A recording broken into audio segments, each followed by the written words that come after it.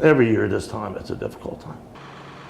Now at 11, a night that defined a department and led to widespread change, forever ingrained in the mind of a Cincinnati police lieutenant. It was 20 years ago at exactly this hour when two of Cincinnati's finest were murdered in the line of duty.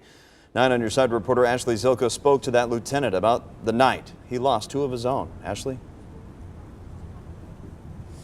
It's one of the worst tragedies to ever hit the Cincinnati Police Department. Officer Pope and Specialist Jeter were killed on December 5th, 1997. Their names are right here on this wall. And 20 years later, they are still described as the best of the best.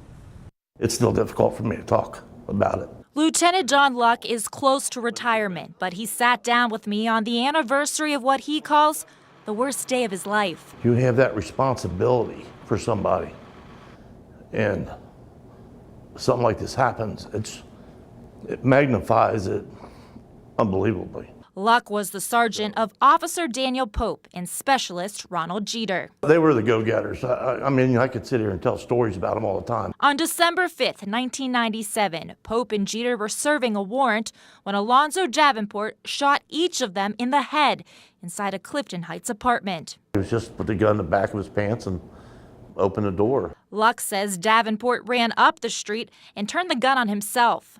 He ran out and he got cornered and shot himself.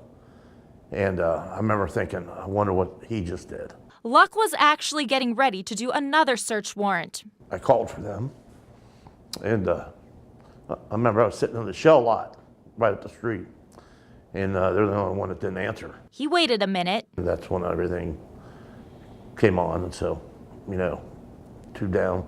They were Luck's officers. To this day, you know, I really don't like it when cops don't answer the radio for that reason. They were just, you know, trying to do their job, trying to, you know, go up over and above what they were expected to do.